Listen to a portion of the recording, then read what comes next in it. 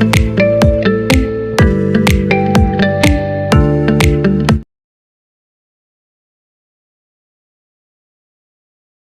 first of all, I'm quite excited to meet you in person. I've grown up reading your stories. We all have. Well, I hope you won't be disappointed now that you're here. And it's good to meet you and to talk to you. Uh, I've seen your interviews. I've read about you when you were getting ready for this interview. I don't think you have shared much about your childhood. Would you like to share something? To tell you about it, I would have to go back to the 1940s, early 40s, when I was with my parents in Jamnagar, which was on the west coast of India. It was a small state then. And in fact, Jamnagar was the home state of the great Ranjit Singh Ji, the cricketer. So sometimes I'd be taken as a small boy to watch cricket matches, and I wasn't too interested in cricket at the age of 5, but they always served nice gulab jamuns and rasgullas and jalebis. So for that I used to go to the match. So it was almost a fairy tale atmosphere, Jamnagar in those days. Then World War II broke out, and my father went into the Air Force, into the RAF, and life changed. And Your father was a fighter pilot, I no, he wasn't a fighter pilot. He was, when war broke out, he was already in his 40s. So he was in what was called codes and ciphers, Okay. which was intelligence actually. Okay. And for that he was posted first in Delhi, then in Calcutta, and he died when I was still 9 or 10 years old in the course of the war. So then I lived with my mother and a stepfather in Dehradun. Went to school in Simla, and well, it was during my school days that the germs of wanting to be a writer actually took root. So I wanted to ask you this question because being a writer was not quite popular in the era you were growing in. I mean, how did you decide to be a writer? You're right, it wasn't very a fashionable occupation. There were, of course, famous writers around, but for a boy or possibly even a girl, it was not a profession that you thought of following normally. In fact, and when I finished school and I came home, and my mother said, "Well, now what are you going to do with yourself, Ruskin?" And I said, "Mom, I think I'm going to be a writer." She said, "Don't be silly. Go and join the army." Huh? In those days, boys went into the army because career opportunities were very limited as compared to what they are now. And of course, I wasn't interested in the army. Um, I would have been another Beetle Bailey, I think, if I had gone into it. So I said, so I stuck to my ambition of wanting to be a writer, which had been there even before I'd finished school. And I started banging away at an old typewriter and writing stories, and then I was specced off to England because my mother thought I'd have a better future there or something. And while I was there, I wrote my first novel, which was written actually out of a certain homesickness and a longing for India, for the place I'd grown up in, for friends, all the attachments that are there. So what was your age then? Then I was 17. You were only 70 when you launched your first When novel. I wrote it, the first draft. But it took me a year or two to get a publisher.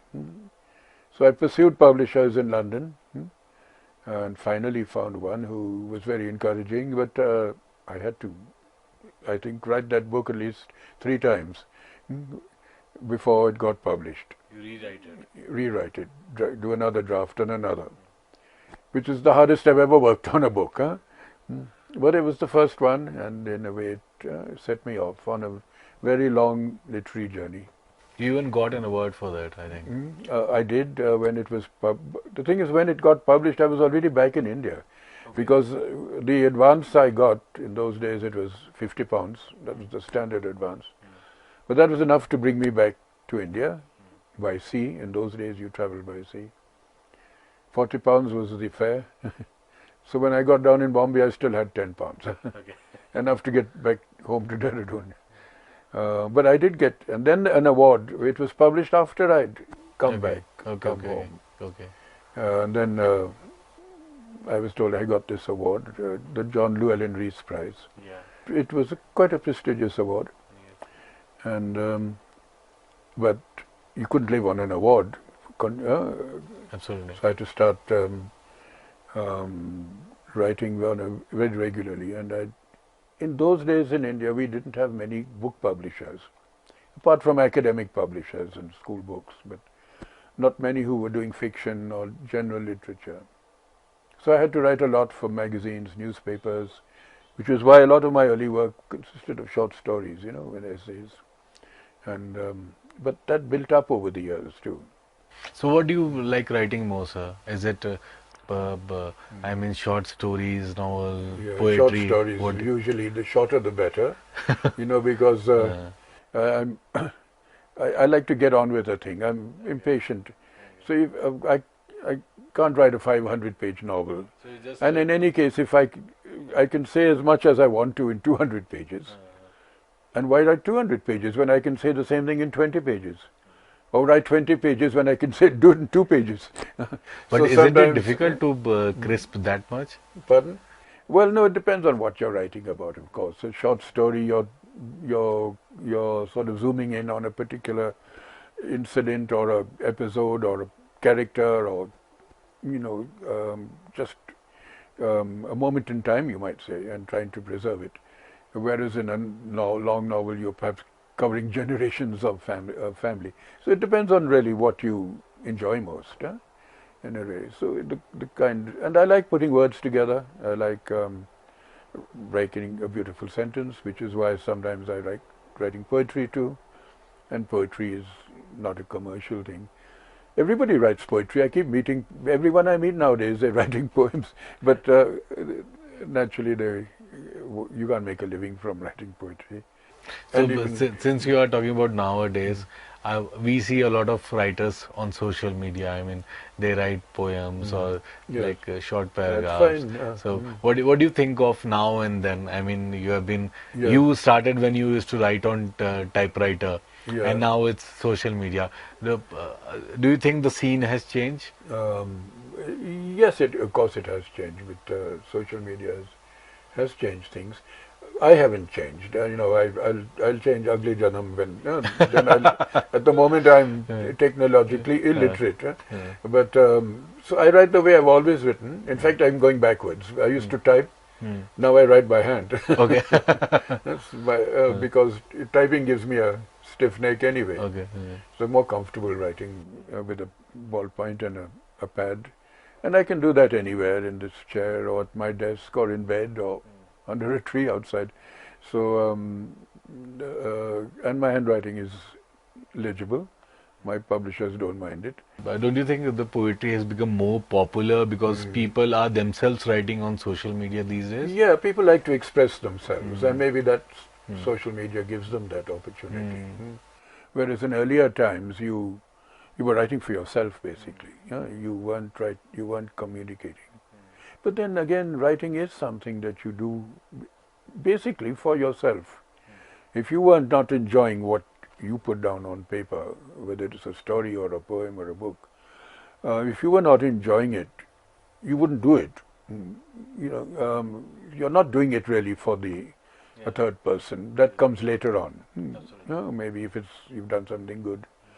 So basically, you're doing it for yourself, and if you then have somebody else reading it and appreciating it, that's fine. And So if I may ask, I mean, you have written so much, so much. It will be very stupid of me to ask it, but I will still ask it. What do you think are your best works according to you? I mean, or maybe what have you enjoyed most writing? it's if when I'm enjoying something and at that particular time when I'm writing it, that's probably my favorite. At the moment of writing, if it's going well. Uh, and then looking back over the years, I have a soft spot for the things I wrote when I was in my teens, 20s. You could say that was my romantic period. I was, writing about encounters on railway platforms. Yeah, Um, in fact, some of my better known stories were written a long time ago, and the times have changed. Now you don't have romantic meetings on railway platforms. You have to have them at airports, I think. Yeah. Or maybe on social media, Social on media, Facebook, yeah, social Tinder. media has taken over. Yeah. Yeah. So can you talk a little bit about your struggling days when you were growing up, when Yeah. you started as a writer? Okay. Right. Right. Well, after finishing school and before I was packed off to England, I was started writing, but I was very new to it then, and I borrowed an old typewriter, and I was lucky I had one or two stories published in the Illustrated Weekly of India, which was then the sort of premier magazine in India. And others I would try different places. Was it easier to get a slot there? No, it was very difficult in the weekly, but it was easier in some other smaller magazines and papers. But they didn't pay much. And there was a little magazine published down in Madras, Chennai, which was called My Magazine of India. And I used to send them all my rejects of which I couldn't publish elsewhere. And they would, for each story, they would send me a money order for 5 rupees. 5 rupees was the payment. But with 5 rupees, I could see 3 films, and even buy maybe a book or a paperback. So I would send them stuff too. I don't know. I've never seen them again. Those are all lost stories. They weren't very good. Then I wrote for all kinds of papers, because in those days they would all publish short stories or fiction. So I wrote for Sainik Samachar, the Defence Forces Weekly. I wrote for a paper in Allahabad called The Leader. I wrote for Sport and Pastime, and a film magazine called Mother India. So, how did you overcome your struggling days? What exactly did you do? Or you just... I was staying in this flat in Dehradun, which I'd rented from a lady who had a little shop downstairs. And she hadn't paid the Bijli bill for 3 years. And I couldn't afford the Bijli bill either. So I was 2 years in this flat without light, electricity? Without electricity. So that I could write in the evenings or at night, I had a kerosene lamp. Okay. So I used to write by a kerosene lamp. And it was very hot in summer because of the fan didn't work either. And I couldn't pay the arrears myself because they had mounted up in 2000. So, sir, if you have to give a message to the viewers who are watching this interview, maybe some of them want to be a writer someday. Yeah, what will your message I keep be? meeting young people who want to be writers, who are writers and want to be published. Sometimes are very impatient and want to see their name on a book cover. Don't take your savings or your parents' money and pay 2 or 3 lakhs to a vanity publisher, to someone to print your book. Because a lot of people do that sometimes nowadays. Okay. It's great to do a book, but it's better that you should get something for it. And it's been throughout my life my principle to insist that I should be paid for my work, and I shouldn't be paying the publisher to print it. Whereas a lot of people do that now, and in the long run it doesn't help, because the publisher will print your book, will give you your 500 copies or whatever you ordered, and then what do you do with them? Because he's not going to sell them. You have to then, you're going to end up just giving them away to your friends. Because professionally a book is sold through not just the publisher or the author, but through a distributor and a bookseller, and there's a whole system there. So in a way it's self-defeating. So it's best to be patient, work, make sure that your work is good, then give it to a professional and a good, reliable publisher who will give you a contract and a royalty, and then you will earn something from it. So don't be impatient is your message. Don't be impatient, yeah. Sir, thanks a lot for allowing us to meet you, That was giving fun. us time. I enjoyed it. It's really a pleasure.